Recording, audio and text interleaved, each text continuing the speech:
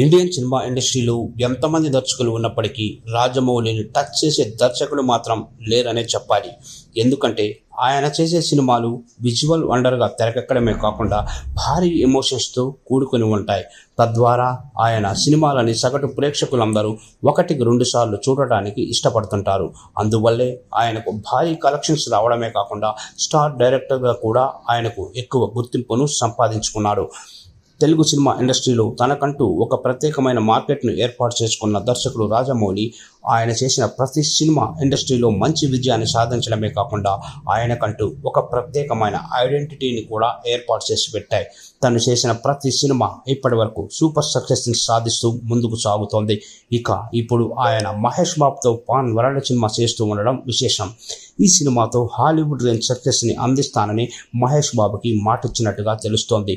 మరి ఏది ఏమైనా కూడా ఈ సినిమాతో హాలీవుడ్ ఇండస్ట్రీని సైతం షేక్ చేయాలని రాజమౌళి విపరీతమైన ప్రయత్నం అయితే చేస్తున్నాడు. మరి దాన్ని అనుకున్నట్టుగానే హాలీవుడ్ ఇండస్ట్రీని షేక్ చేసేంత దమ్ము ఈ సినిమాలో ఉందా అనే ధోరణిలో కొన్ని ప్రశ్నలు అయితే తలెత్తుతున్నాయి. నిజానికి రాజమౌళి లాంటి స్టార్ డైరెక్టర్ తలుచుకుంటే మిగతా దర్శకులందరినీ పక్కన పెట్టేయగలడు. అయినప్పటికీ ఆయన మహేష్ బాబుతో చేస్తున్న సినిమా 1200 కోట్లు ఖర్చు చేసి మరీ భారీ బడ్జెట్తో తెరకెక్కిస్తున్నాడు అంటే ఖచ్చితంగా ఈ సినిమా 3000 కోట్లకు పైగా కలెక్షన్లను రాబట్టి హాలీవుడ్ ఇండస్ట్రీని షేక్ చేస్తుందని చెప్పడంలో ఎంత మాత్రం అతిశయోక్తి లేదు అంటూ కొంతమంది సినిమా మేధావులు సైతం వాళ్ళ అభిప్రాయాలని తెలియజేస్తూ ఉన్నారు. మహేష్ బాబు సైతం ఈ సినిమా కోసం అహర్నిశలు కష్టపడుతున్నాడు.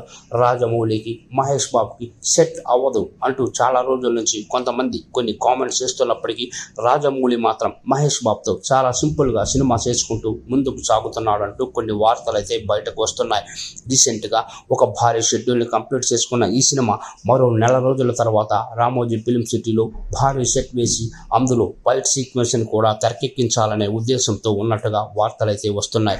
మరి ఏది ఏమైనా కూడా రాజమౌళి లాంటి స్టార్ డైరెక్టర్ చేస్తున్న ఈ ప్రయత్నం సూపర్ సక్సెస్ అవ్వాలని, తద్వారా తెలుగు సినిమా స్థాయి కూడా ప్రపంచవ్యాప్తంగా విస్తరించాలని ప్రతి ఒక్క తెలుగువాడు సైతం కోరుకుంటున్నాడు.